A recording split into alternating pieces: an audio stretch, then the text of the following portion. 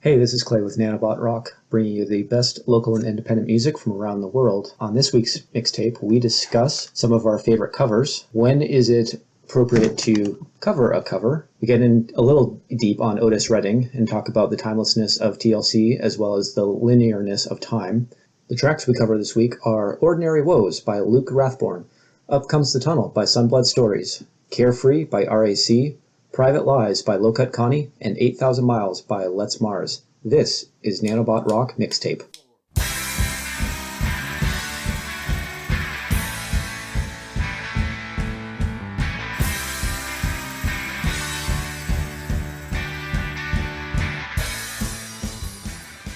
I remember getting two albums at the same time. One was Better Than Ezra, so it had to be deluxe, and then the other one was Violent Femmes, the one with Do You Want to Hurt Me on it, which was going to be my favorite cover, but it's not. So now I'm going to ask you what your favorite cover is. What is my favorite cover? With a little help from my hands. That's an inappropriate cover.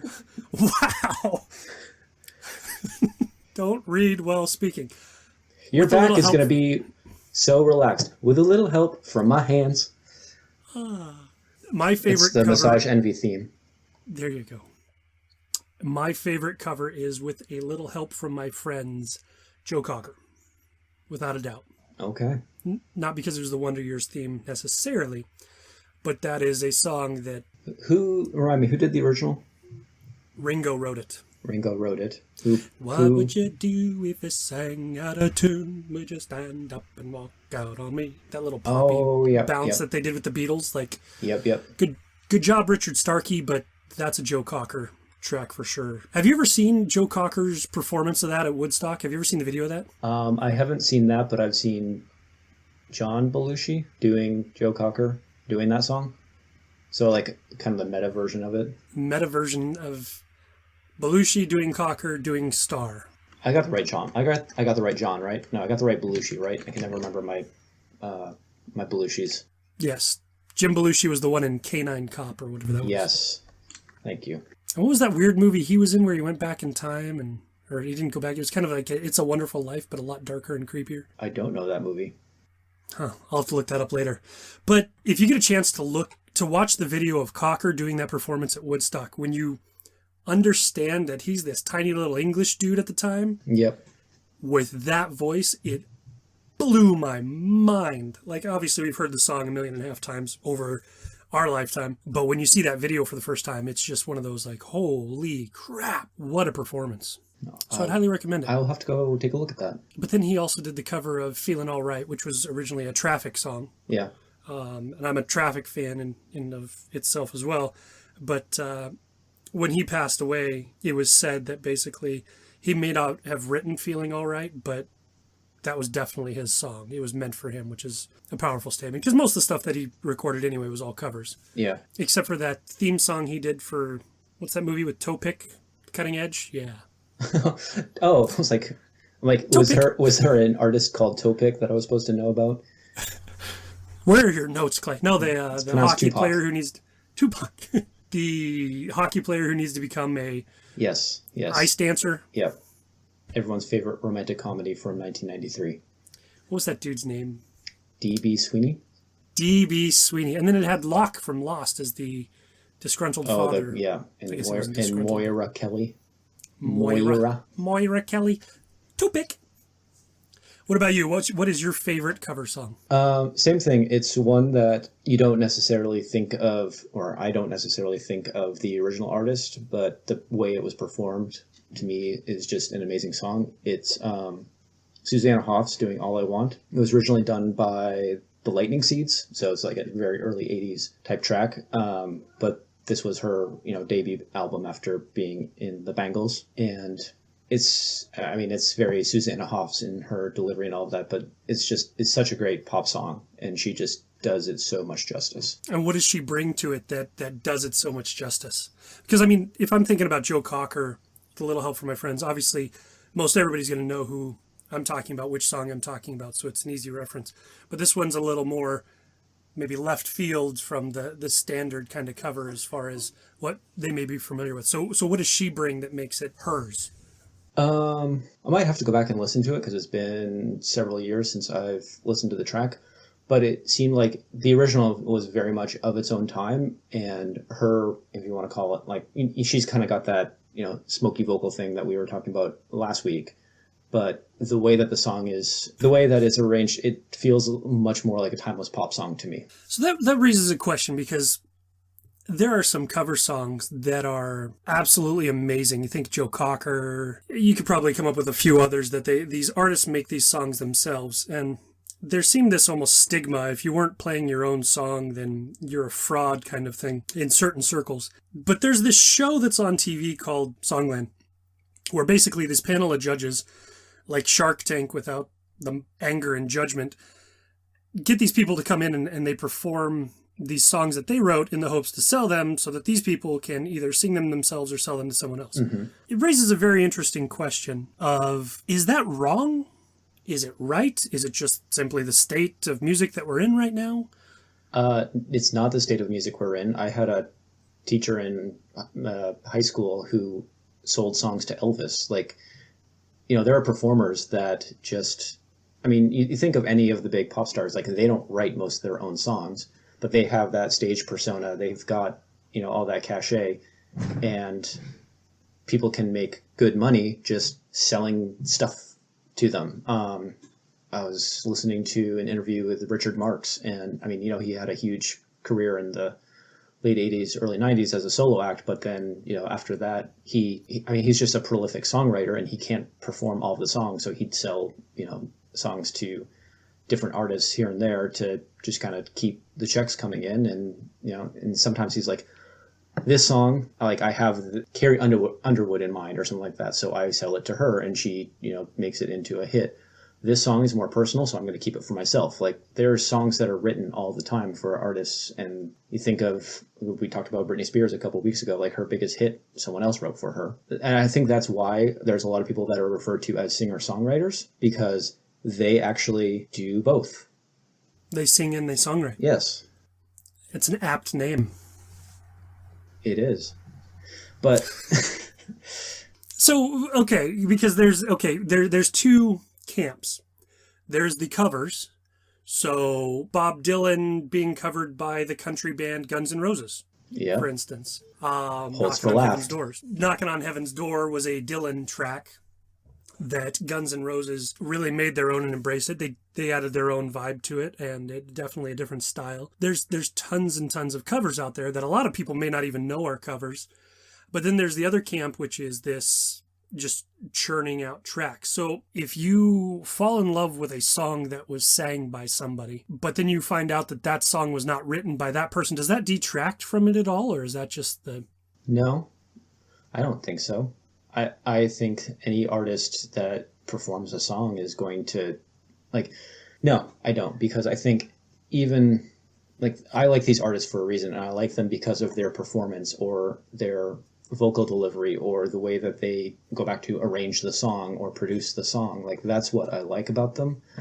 And sometimes if I hear, this was a perfect example, listening to the song, I'm like, I really, really like the song. And then you find out later, you actually did, you copied this from not copied this from someone else, you covered it from a different artist. Then it kind of gives me breadcrumbs to go find, all right, well, now I can go check out that artist and see, is it just that they picked their one good song, or do they have a whole discography of really great things? So it doesn't detract from it. It doesn't make it any less, because I guess we could view it as maybe a bunch of painters painting with the color blue. Just because they use the color blue, they're not copying someone. It's just the way that they use the blue, or the way that blue is executed in their... I think of, I knew it was a cover. System of a Down covered Metro by Berlin. And up until then, I had just thought of Berlin as that band from that one scene in Top Gun. Take my breath away. Yeah. And you actually, they're so different than that. And that opened that whole door of their ability to me. Can we get System of a Down to cover Take My Breath Away? Just curious. They probably already have. Wake up. Grab a little brush and put it back up. Take my breath away. But one thing that, when I'm thinking of covers as well, that came as a surprise to me, because I didn't learn about it until later in life. That sounds like I'm so old, but I'm not. But the Black Crowes, Hard to Handle, which is their iconic 90s rock song that they came up with, and Drive It Home. That's an Otis Redding track that they covered. And a lot of people may not know that. And you go back and you listen to the Otis Redding version of Hard to Handle and you go, oh, okay. I didn't even know that that's what it was. In the back of your mind, you've got the Robinson brothers up there just screaming it out with that rock anthem. But then no, it's got this Otis Redding flair to it. I mean, Aretha Franklin's Respect was originally not written for Aretha. Aretha Franklin's Respect, speaking of songs that don't sound the same way, was an Otis Redding song. Go listen to Otis Redding. Sing Respect.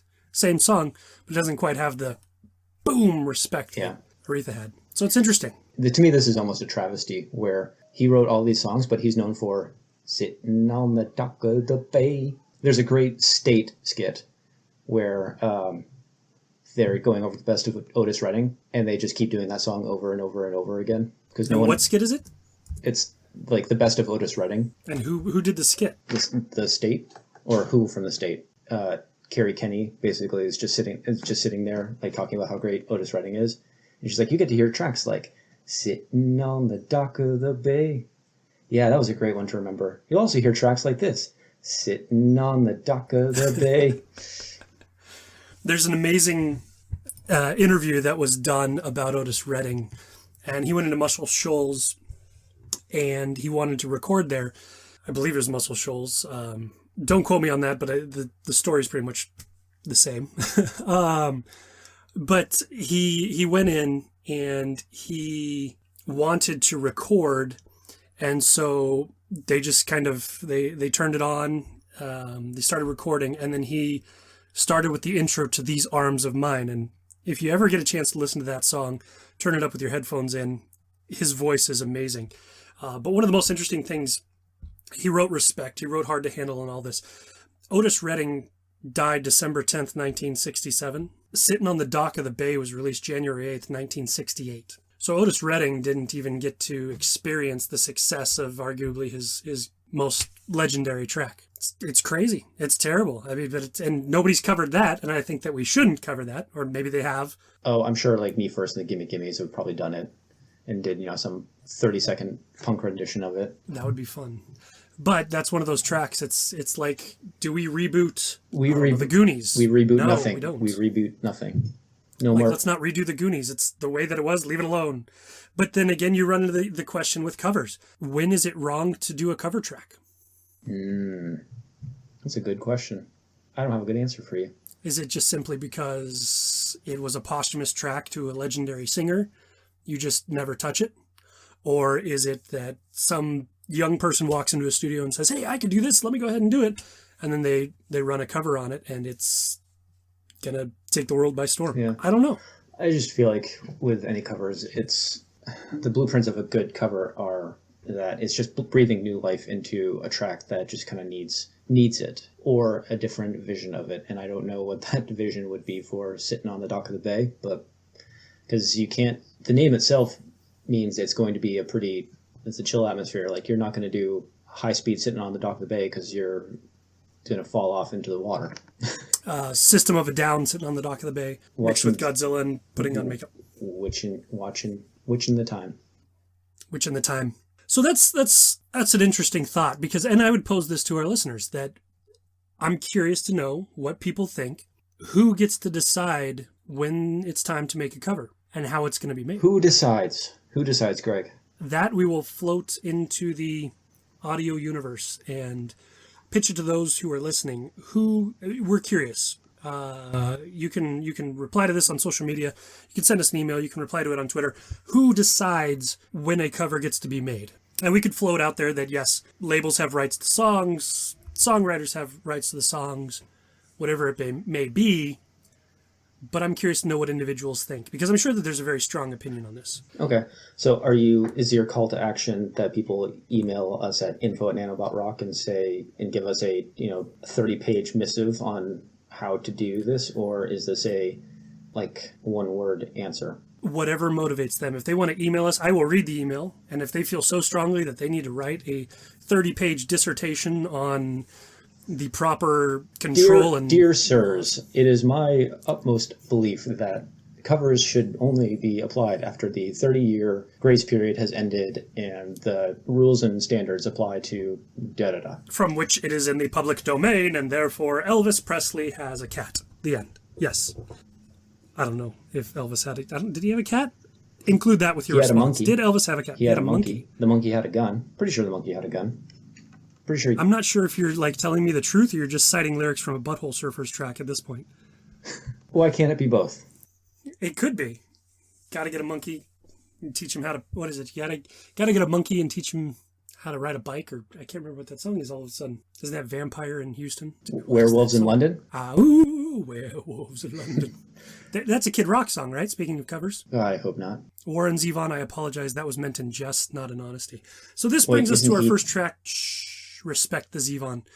You get to go ahead and bridge us into our first track from cover albums, Warren Zevon and Elvis's Monkey, right on into what we're here to talk about this week, Clay. Well, it's actually a great transition because I thought we just talked about so many different chaotic things, and when I read the opening email of what we got for Luke Rathborne on his new album again, which will be out Friday, May 15th, let me just read you. It starts with hello, which I thought was very polite. That's a good intro. That's a good way to introduce yourself rather than, I like turtles. And they did not say, I hope this email finds you well. So I really appreciate that as well. What they did say was, what do a fake plane ticket, a handful of psychedelic mushrooms, and a faded Uber ride have in common? And when I read that, I was hooked. And so then it goes into the whole story of how Luke Rathborne came up with the album for Again. And basically there's an entire story about just getting burned out on touring. And it started when it started when his credit card got declined when he was trying to rent a car to get to Washington, D.C.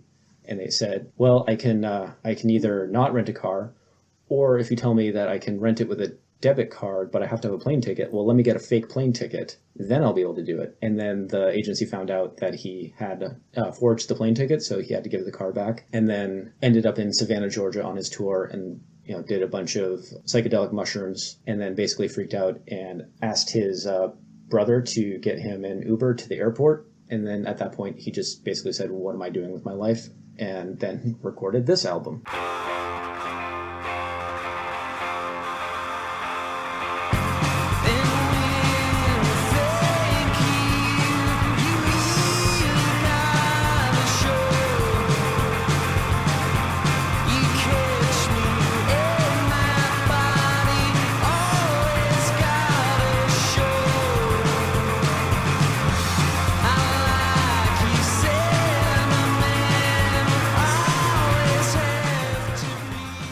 So what we get from all of this is if you have a fake plane ticket and you're trying to rent a car on a debit card, they won't let you go to Washington, D.C., but they send you to Savannah, Georgia? Well, you're trying to fool us. No. Greg, time is a linear thing. Time is a flat circle. Wobbly, time is a flat circle. No, it's not wibbly wobbly, timey wimey. It's, as far as we know, it's linear. Except when you're doing mushrooms. Bigger on the inside. Yeah, but he ended up... So fast forward, so you're in New York, so stay with me. Now I'm going to talk geography with you. You're in New York. You go to Washington, D.C. That's by California. Yes, and Maine. And then you go south of Washington, D.C., and you end up in Georgia. I feel like there's a few states there. I feel like we're missing something. It's not like, whoop. Well, okay, this isn't a diary entry. Shout out to the Carolinas. Yeah. He's not documenting everything. These are called time jumps. Oh. He's not looking out the window. There's North Carolina. There's South Carolina. Got it. Okay, I follow you. Keep going. They look the same, and I can get grits. Put some mayonnaise in the grits and we'll be talking. Oh, God, that sounds gross. But yeah, he came up with the album Again, and the track that we're covering off of this. I am trying to keep us on track right now, Greg, and you are not helping me. Not sorry. The thing I like the most about this track is that... I think we did this with one of the other mixtapes from March, but I love it when an artist opens their singles with the last track of the album. It's like, I'm basically just going to showcase the way I ended this thing, and then you can just go figure out the rest for yourself. And But when you're listening to an album, it's not linear like time. You could skip to the very last one, then go back and listen to the rest of them. no, unless you're on shrooms and then you listen to it backwards. Maybe you do middle out. You just listen to the middle and then you go both directions. See, I wouldn't know. I've never done anything like that.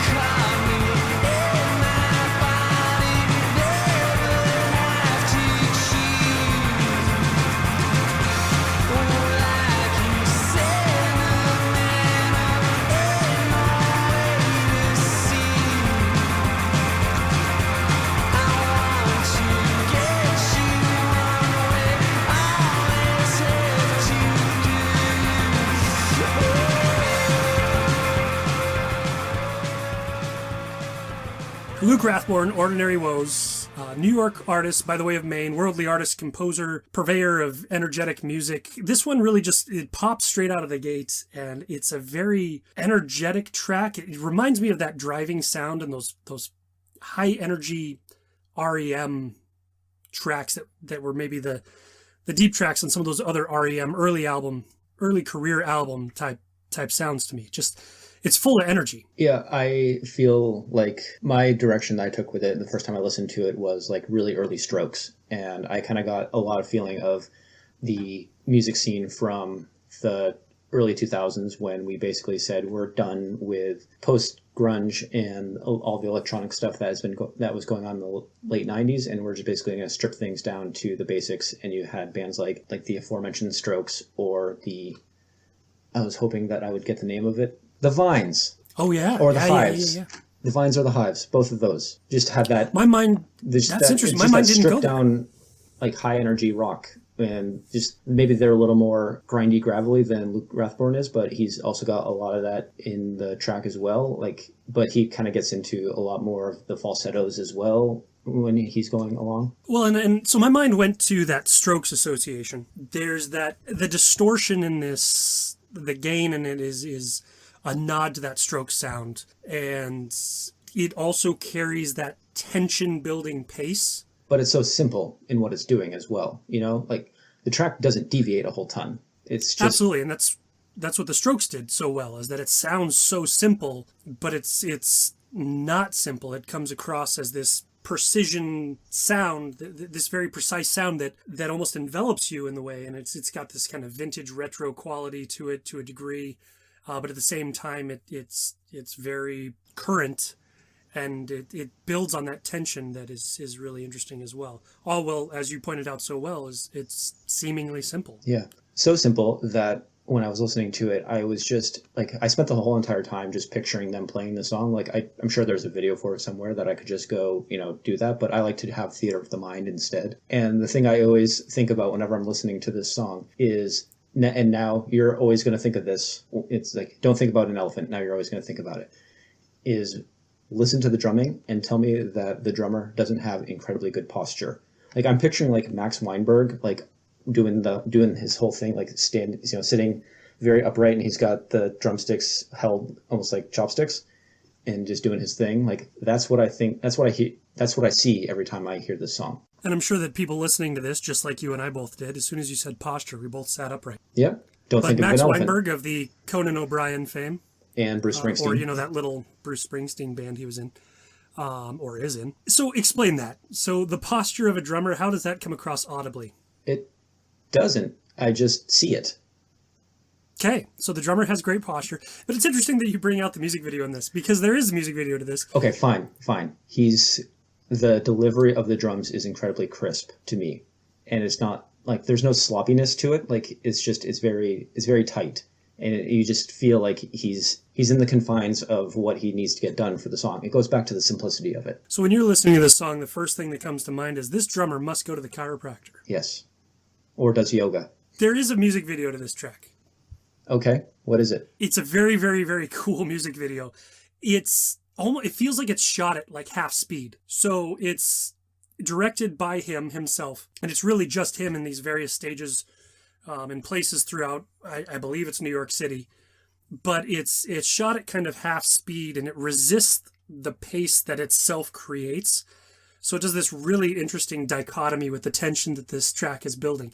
And when you watch it, if you're listening with headphones on, or if you're listening to where you could focus on this solely, the music video, it's almost an uncomfortable but fascinating watch, because you want it to, you're almost screaming at it to go, okay, now pick up the pace and match the track. And it doesn't. It stays very half speed. So it does this really cool effect, and it kind of messes with my mind. So check out the music video. It to me, it doesn't affect the visuals that the song itself creates either, but it creates this interesting dynamic that is Ordinary Woes by Luke Rathborne. And go check out his new album, Again, which comes out May 15th.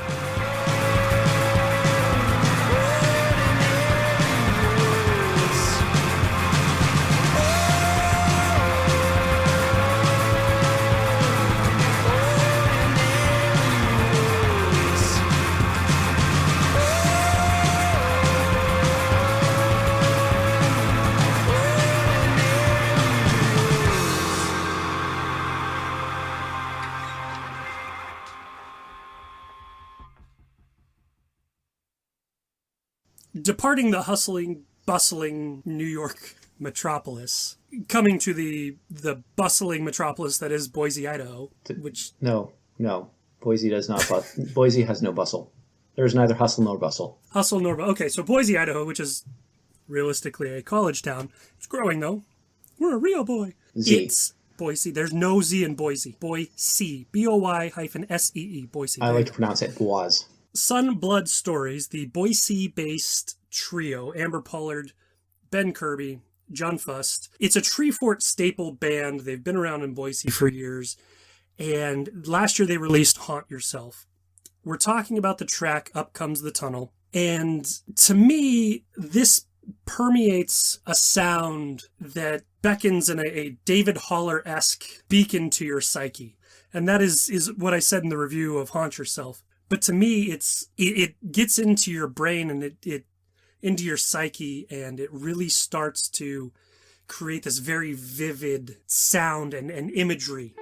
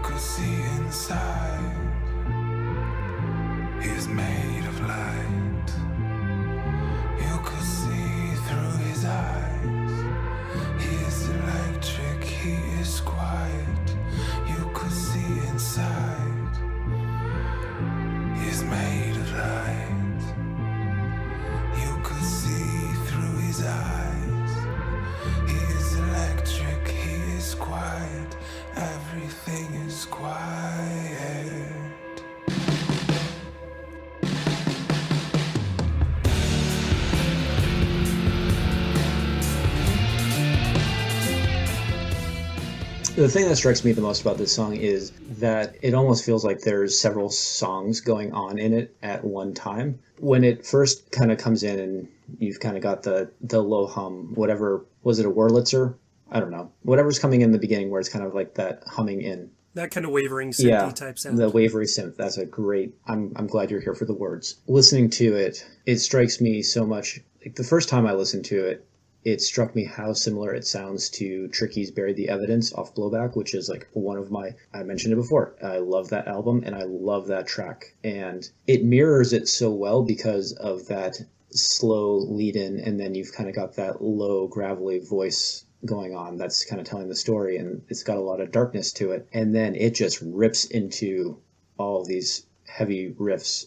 And then you've got the duality of the two vocals coming in off the chorus, where you go from the gravelly to just that booming bass vocal, which Ben Kirby. Yeah, between the duality of the vocals between Ben Kirby and Amber Pollard. When they're singing the chorus of Up Comes the Tunnel, it's even an entirely different song. And the thing I like about that, and now I'm going to get into the album, which I promised I wasn't do, is the fact that they bring it all full circle at the end of the album with the final track when they're kind of go through the thing, and then it pauses, and then it comes in and they start singing Up Comes the Tunnel again. Like the whole track just kind of like spiderwebs out and does so many different things, and then they're able to bring it back full circle at the end, which is just a great piece of art.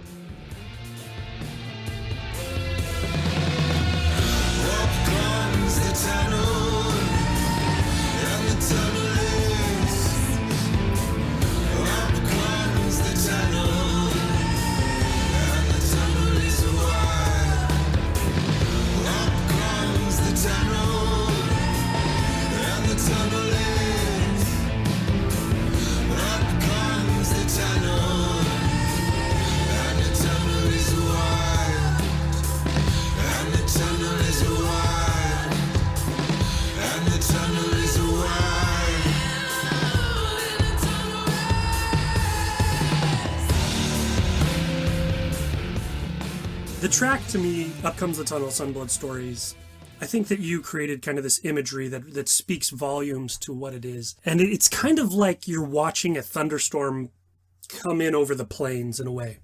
And it starts out kind of calm. It's that kind of synth build up. It's coming in, then the bass comes in and boom, boom, boom, boom, boom. And then the storm hits. And as this track spreads out from the ominous fog that it's kind of creating in the beginning, like that thunderstorm analogy, it comes crashing in. And it crashes hard, and it builds, and it creates that duality of the vocals that you had pointed out. And there's that low vocal, and there's the high vocal that is pairing so nicely with this, and it just consumes you in this vivid psych rock sound as it builds and it swells, and it just becomes this all-encompassing track that it exists within itself, but it lingers when it's over as well. And it's one of those tracks that if you're at the end of your day, you're kind of hanging out, whatever, all of a sudden you're going to just get it in the back of your mind, or you're closing your eyes to lay down in bed, and then all of a sudden you hear Up Comes the Tunnel, and and you can't sleep. Like, here it comes again, and it's right there. And Sunblood Stories gets into your psyche with their psych rock in such a way that I'm hugely passionate about their sound and what they've accomplished here. And I think it's absolutely amazing. It's beautifully complex. That's really the only thing I can think of to say about it.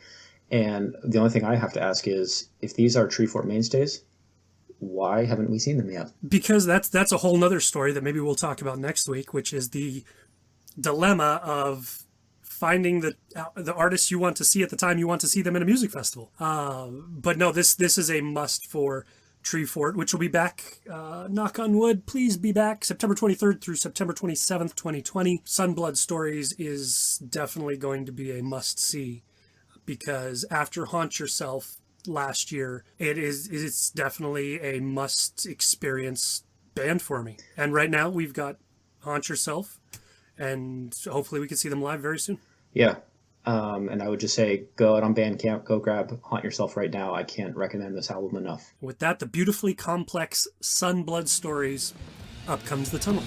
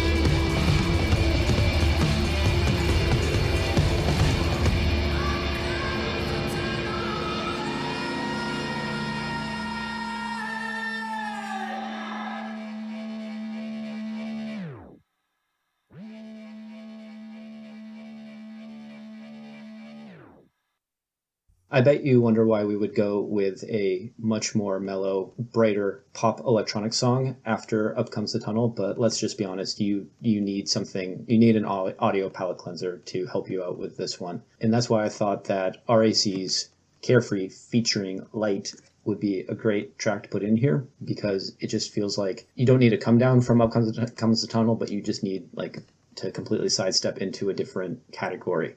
And I felt like this track really just kind of helped rebalance the mood of things, because the way that RAC puts together this track is it's very light and airy on the electronics, and then LeyeT's vocals seem like they just flow in nicely.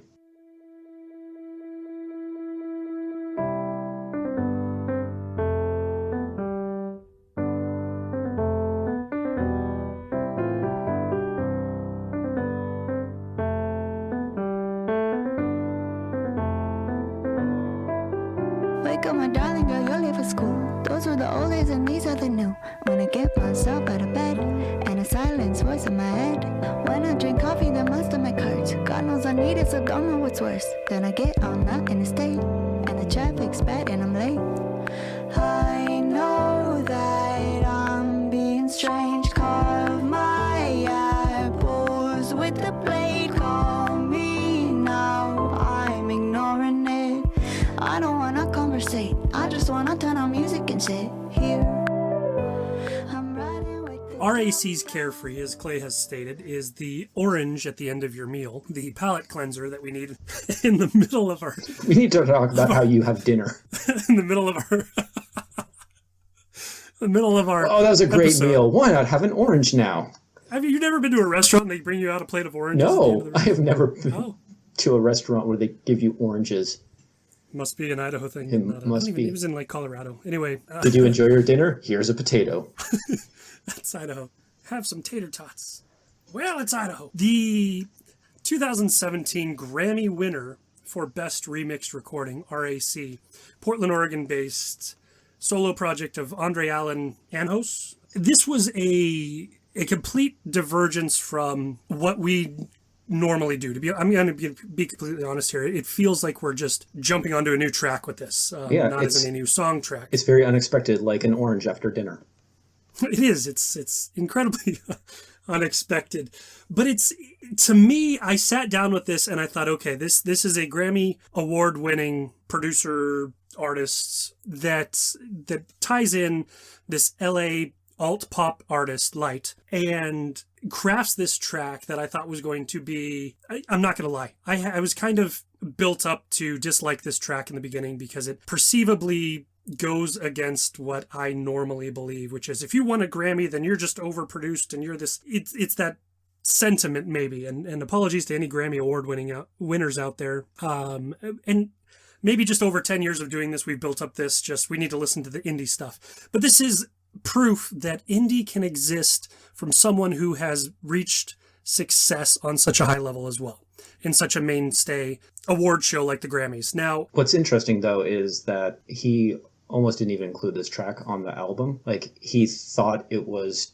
just too weird to include it on there, but he just said, like, something about it just kept, like, something about the song kept bringing him back to it. And I'm going to say, it, end quote, it's just one of those songs that willed itself into existence. And LeyeT really turned this into something else, end quote. that's an absolutely on point perception of what makes this track. And I think that RAC putting this on the album speaks volumes about the musical vision. This song, to me, feels like an airy B-side of the art child of Imogen Heap and Childish Gambino. And I know that sounds really strange, but follow me here. Vocally, it's Heap. With the cadence, it's Gambino. It's got this pace that LeyeT executes that creates this almost whimsical kind of vibe in the way that the cadence delivers vocally. But the way that the vocals sound with the production really just feels Heap to me, and it's got this synthetic blend of a well-executed vocal delivery that creates an air about Carefree that makes it incredibly interesting to listen to in my mind. It's also reflection. It's also slightly off center, which kind of gives you a sense of imbalance the entire time that you're listening to the song. That's a really good way to put it. That imbalance is absolutely on point. To me, it's a reflection. At the same time, it's hope that's off center. That's a really good way to put it. Yeah, and I think the hope is a good way of referring to a lot of the song, because like you listen to this, you talked about like that airy pop and this kind of upbeat and happy, but it's kind of it's got the third eye blind, semi-charmed kind of life duality where it's like, it's a really happy song, but then like you listen to what they're talking about and you're like, oh, this is not, isn't it great being carefree? Well, the character wishes she was carefree. Like she's like listing off all of the things that are creating all this anxiety in her, you know, trying to get to work on time, and now there's traffic and I'm late. And then it breaks into the, you know, riding with the top down, I wish I was carefree, like you see in the movies. So how do I get myself out of this state? No one can fix it, it's all on my plate. Tell me not what I wanna hear, except I won't hear clear. Everything's broken, it feels like my fault. I should've done this and I should've done all, but I can't go back and erase, so I just stare up into space. I know that I'm being strange, carve my apples with the blade, call me now, I'm ignoring it. I don't wanna conversate, I just wanna turn on music and sit here. I'm riding with the top down. From the beginning of this track with the piano intro to the very end, it's about 2.5 minutes long. It's short-lived in the grand scheme of things, but there's something to be said about that 2.5 minute track that I think is a beautifully executed piece that's got that da-da-da-da-da-da delivery and that cadence that I was talking about. And the meaning behind it and the message is something that really, when you're listening to this, it really feels like you could listen to this, go back and listen to it again, and you're learning a new part of the song as you're listening to it. There's a little bit different take each time I've listened to it. And after about the third or fourth take, you really start to understand Carefree by RAC. Wish I was carefree, like you see in the movies. My friends don't understand. I'm not happy, I'm not sad. I'm just coasting on a whip, trying not to go insane. But I wish I was carefree, I wish I was carefree, like you see in the movies. Like you see in the movies.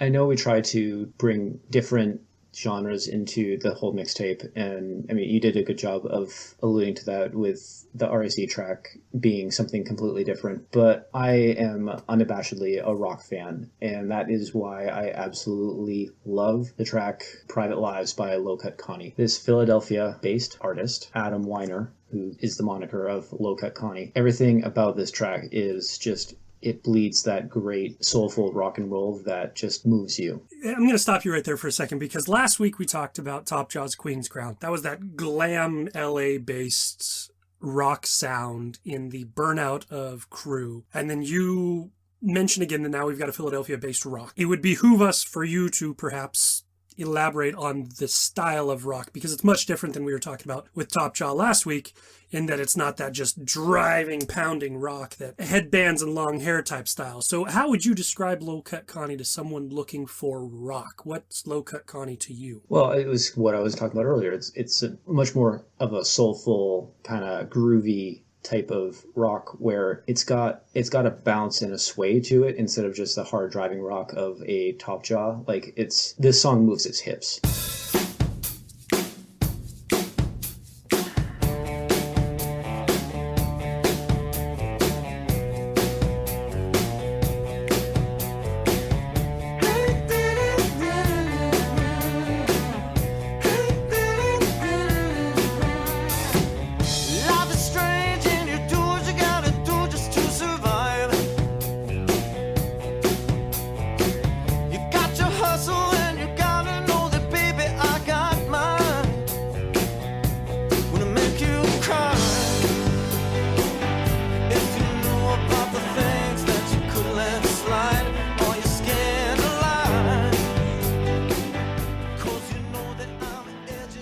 You listen to this track, and I haven't watched a lot of Low Cut Connie, but when I hear him singing and he's got that bob and sway to the music, and then, you know, he throws in the chorus, you know, that's the way we live, don't dwell on it, and then he throws in that little he's got that, like, I just see like a lot of that, the Mick Jagger type of like posture to a lot of that. So he's got a lot of that swagger. He's got Jagger swagger.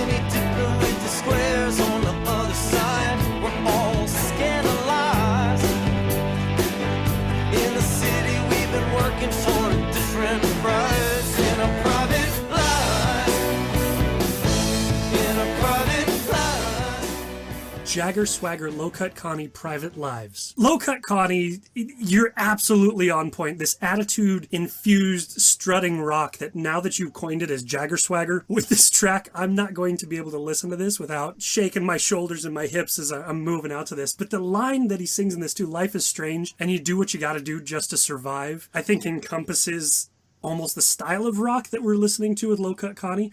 There is this strut around this song that makes it attention grabbing, and once you're in, it's all too difficult to get out with this song and with Low Cut Connie for me.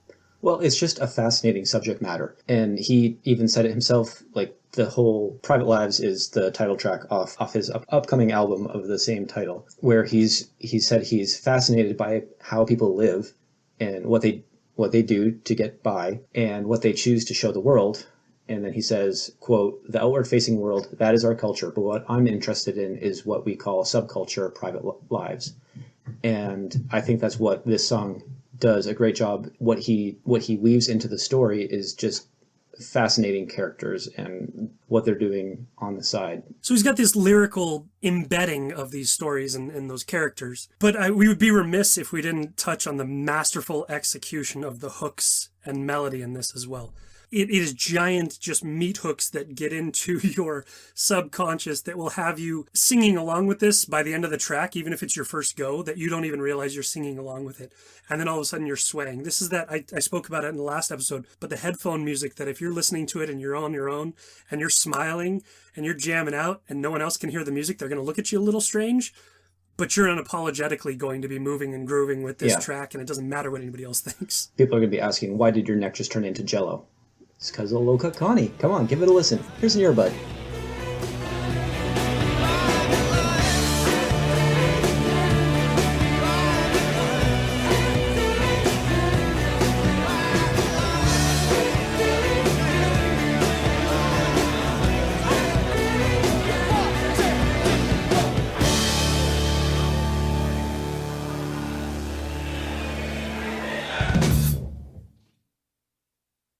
To wrap up this week's mixtape, I was a very strong proponent of this next sound. I first was introduced to Let's Mars by the track Dedicated.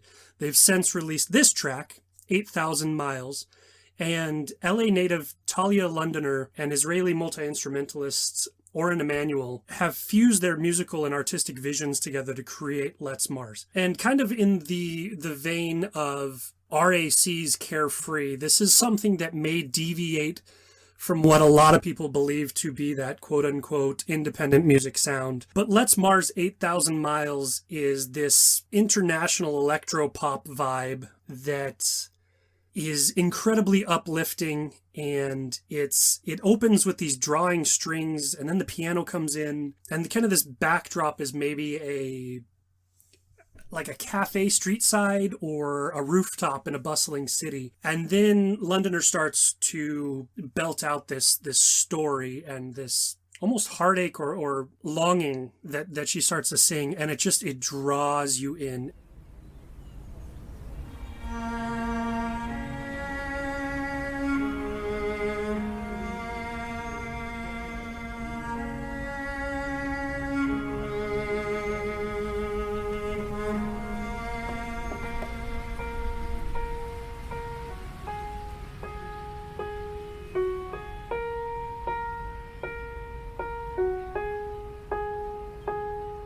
Dear T, don't remember when I wrote you last, but I want you to know I think about you all the time.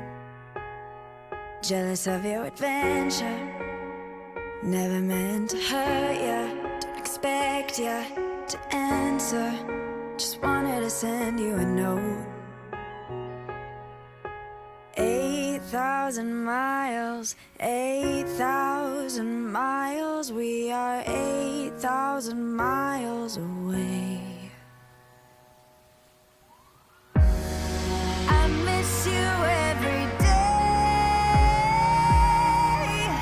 still in pieces, won't ever be the same. The miles between us are keeping us apart. At least we had a good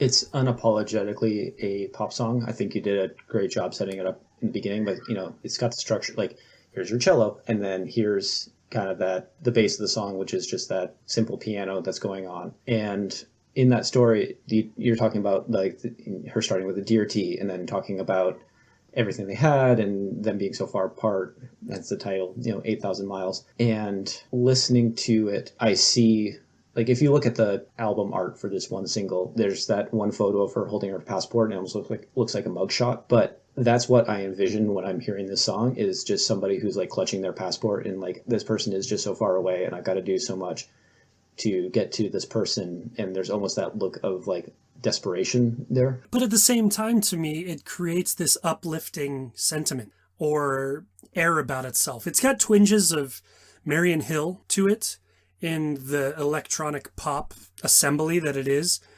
But when Londoner reaches with those vocals and she reaches and she peaks and she lets it all out in a very, very beautiful way, it lifts us up out of the mainstream and we soar above that world around us. So that heartache and that feeling that you were expressing is almost it's an odd pairing to me when I listen to this track, because this track to me is a longing from so far away, but at the same time it's hope, if that's making sense. It does, except and again, this is what's great about music, is it's all about what you interpret from it. But when she says the line, "At least we had a good run," to me, that's just like, there may be hope and you're maybe lifting up, but then you say, "At least we had a good run," and then your feet plant back in. And then she gets into the second verse, which seems to be about somebody else because it's a different letter. She goes from dear T to dear A. So is she talking about somebody else, or is it the lost hieroglyphics?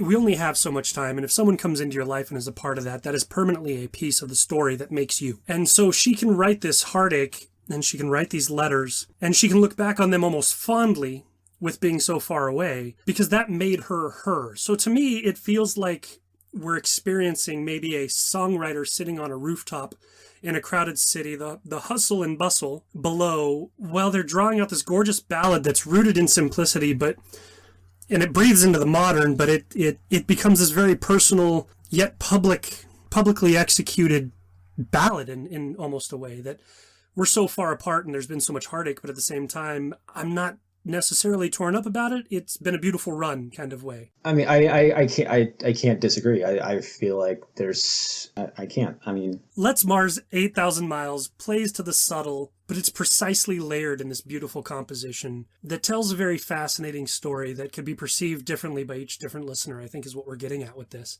Ultimately, I think that there is a message greater than perhaps 8,000 Miles in my mind, that Let's Mars is a beautiful electro-pop collection of artistic minds that is, I'll throw it out there, flawlessly executing their vision in a gripping way.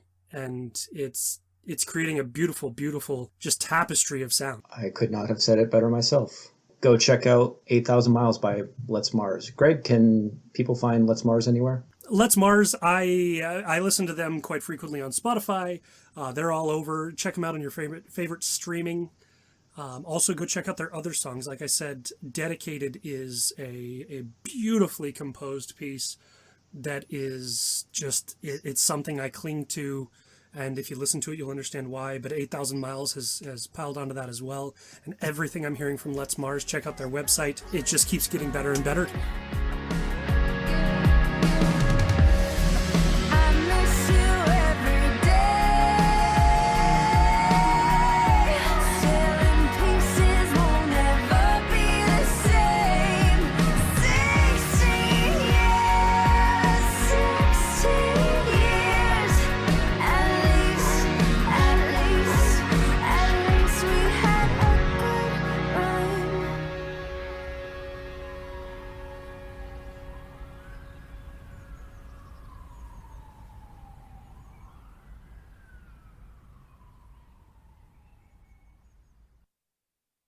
We hope you've enjoyed our 5 tracks, and Greg and I going back and forth, honestly burning on fumes this week. We're both a little tired after a long week, but we've enjoyed spending this time discussing the tracks and sharing these tracks with you. We hope you enjoyed your time with us as well. You can find us at nanobotrock.com, email us at info@nanobotrock.com. You can also find us on Twitter at nanobotrock. We're also on Facebook. Again, you can subscribe to the podcast on YouTube, on Spotify, on iTunes, and we will have the tracks for the May mixtape out in our show notes.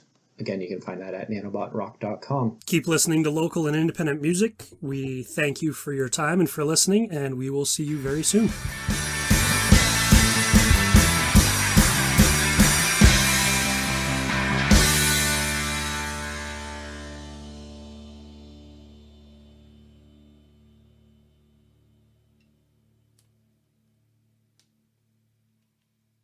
Moira.